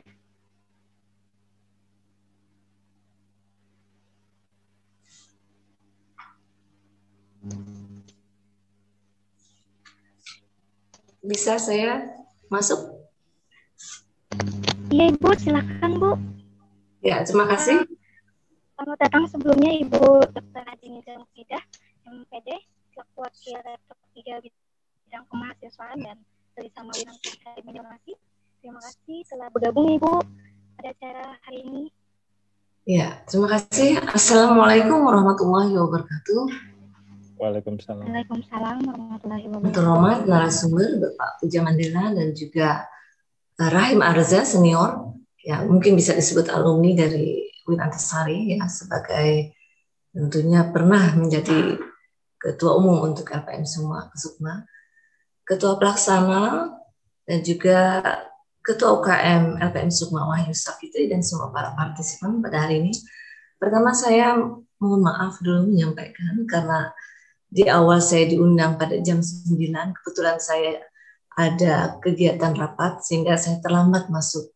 Tapi ini tentu tidak mengurangi bahwa saya tetap ingin berada di kegiatan LPM Sukma, karena ini adalah kegiatan yang pertama untuk mengundang saya untuk kegiatan hari ini ya. Kegiatannya ini adalah tentang Harlah LPM Sukma dan saya melihat topiknya sangat menarik sekali dan juga Bapak Puja Mandela untuk memberikan informasi atau masukan bagaimana untuk kedepannya LPM Sukma dalam rangka tentu LPM Sukma akan lebih maju dengan bertambahnya usia.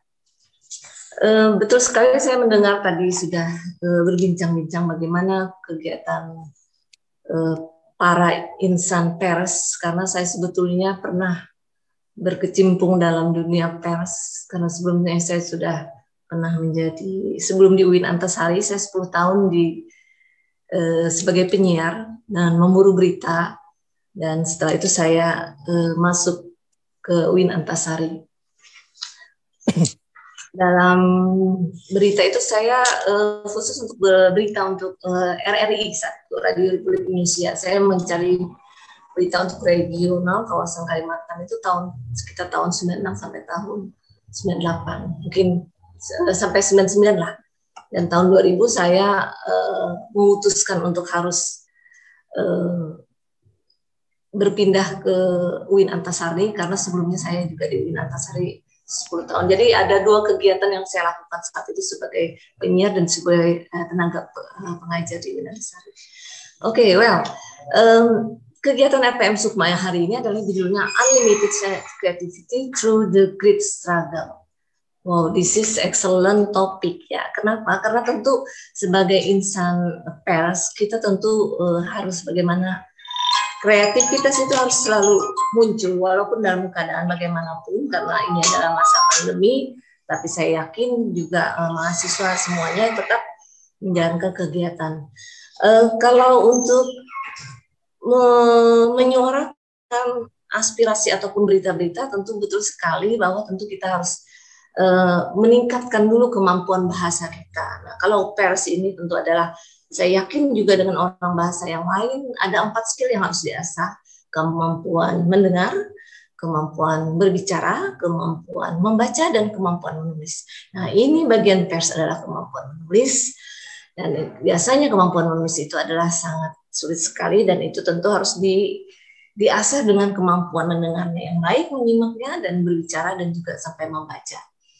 Tentu berita-berita yang kita inginkan adalah sama-sama semuanya. Kita yakin bahwa Anda insan pers dan kita juga, bahwa kita semua apa yang kita lakukan tentu harus berdasarkan hal-hal yang untuk membangun ke depan yang untuk lebih baik, yang tentunya independen. Dan tentu sesuai dengan fungsi dan persnya, yang tentu kalau adik-adik muda mahasiswa yang berkecimpung di RPM Sukma diawali dengan pelatihan menulis, dan ini sudah diawali dengan pelatihan berbicara dan mendengar dengan mendapatkan ilmu bekal. Dan tentu nanti akan ada muncul juga pelatihan menulisnya, karena saya yakin juga tadi betul sekali bahwa menulis itu dimulai dengan ide pokoknya, bagaimana yang harus bagus, sampai tidak hanya gaya bahasanya, tetapi juga mampu juga tanda bacanya ataupun kontennya, atau redundant-nya tidak muncul lagi, sampai pun juga unity kalimat itu, sehingga kesimpulannya akan lebih baik, akan lebih bagus sesuai dengan fakta dan hal yang diinginkan. Tetapi tentu kita juga harus mengingat bahwa dalam menulis tentu intelek muda harus memunculkan sikap mahasiswa yang kritis, tentu dengan tetap mencari hal-hal yang sesuai dengan fakta, berimbang pastinya. Dan itu tentu harus juga semua faktanya dikonfirmasi dengan tentunya tambahin. Kalau misalnya mahasiswa sering RPM Sukma saya baca, wah ini perlu mendatangi saya nih, tapi tidak muncul-muncul nih mahasiswanya. Ini harus saya panggil. Panggil kok nggak ada nih. Nah, ini tentu yang baru ini, saya belum kenal Wahyu Safitri. Ayo sebagai ketua RPM Sukma, mampirlah ke ruangan saya. Saya selalu welcome, sehingga semua berita tabayun konfirmasi akan sesuai dengan faktanya. Karena tentu kita siapapun yang diberikan amanah harus amanah, ya, jujur.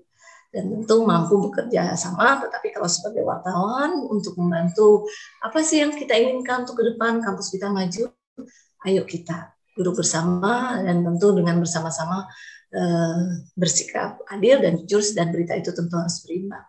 Tadi juga Rahim ini luar biasa, dulu sebagai ketua RPM Sukma sering mengundang saya ke ruangan saya, sampai pun ada majalahnya ya, sampai pun juga saya diminta saat itu peluncuran puisi itu luar biasa. Itu ada suatu produk yang dibuat dan menyampaikan keinginan itu dimunculkan dalam sebuah fiksi ya, itu luar biasa, bagus sekali ya. Kemudian tentu juga saya berharap bahwa apapun dalam pelatihan nanti, mungkin nanti ada pelatihan yang lebih intensif, tentu semua berita kita harus melihat dan menjawab semua 5W, mungkin ditambah 1 hal lagi, when, why, what, where, when, who, dan itu sampai konfirmasi dengan fakta. Dan tentu saya mengucapkan terima kasih ya kepada LPM Sukma sudah selamat melaksanakan kegiatan ini. Mudahan ada launching bukunya juga ya, seperti yang terdahulu. Ada ontologi puisi kah, atau ada tambahan apa lagi, sesuatu yang bisa ditulis yang tentu dengan tetap mengutamakan kesantunan berbahasa yang tentu sesuai fakta dan data yang akurat ya.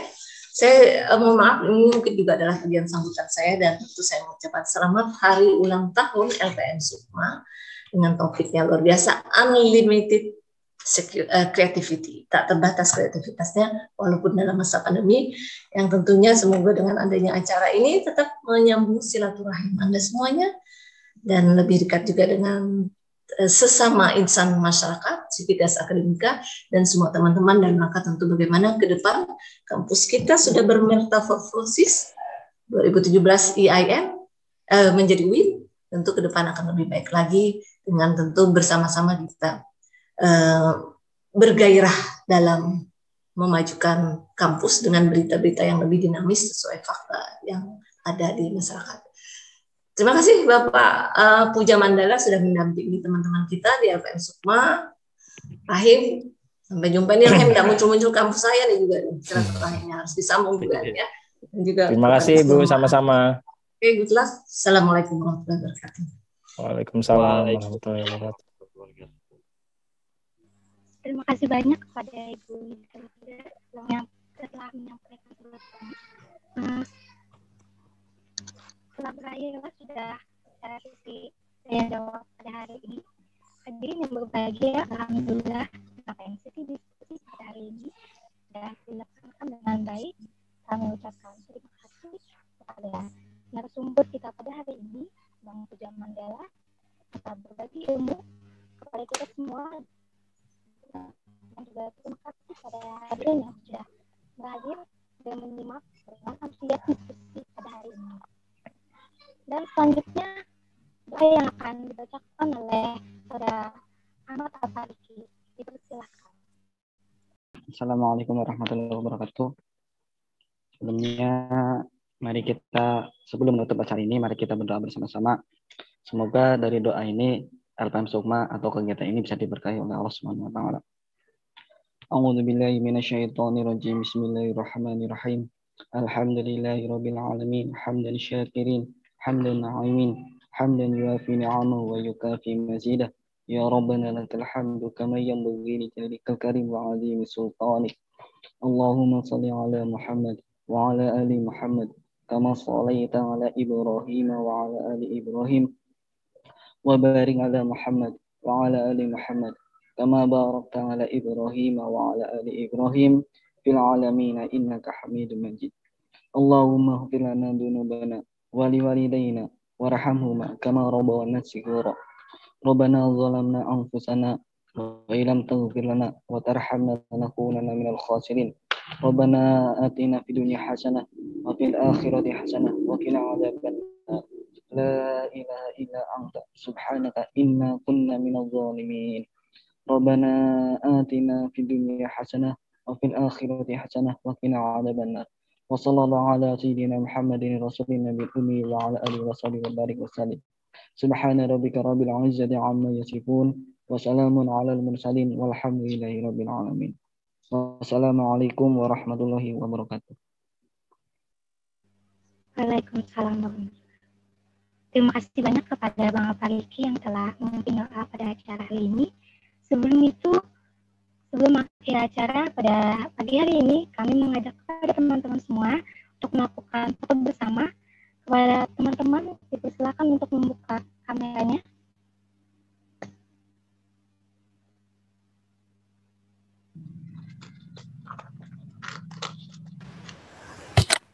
Oke, dipersilakan kepada seluruh partisipan yang ada dalam room ini untuk kiranya on cam atau buka kamera. Dalam hitungan 1, 2, 3 akan saya buka layar. On cam, oke, on cam.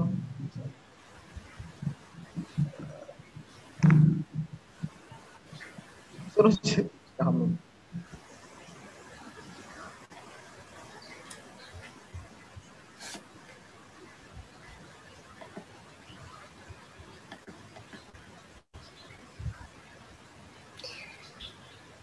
Oke, 1, 2,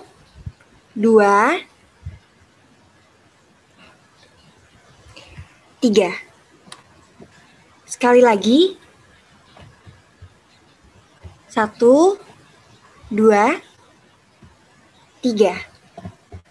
Baik, terima kasih, kembali lagi kepada moderator. Baik, alhamdulillah ya Rabbil Alamin.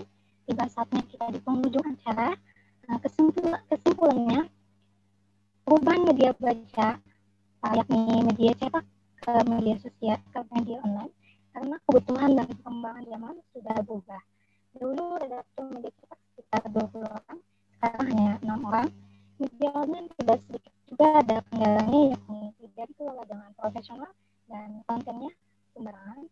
Sebagai jurnalistik, kita bisa memberikan perubahan, yaitu harus bekerja dengan baik, mengedepankan prinsip-prinsip jurnalistik dengan baik, dan memiliki naluri kecurigaan yang kuat dan selalu kritis dengan media lain. Jika wartawan tidak diisi dengan konten yang tidak mendidik, maka masa depan untuk generasi mendatang pun akan rusak. Jadi saya Diana pamit undur diri. Terima kasih atas perhatiannya dan kerjasamanya. Hadirin semua, mohon maaf atas kekurangan.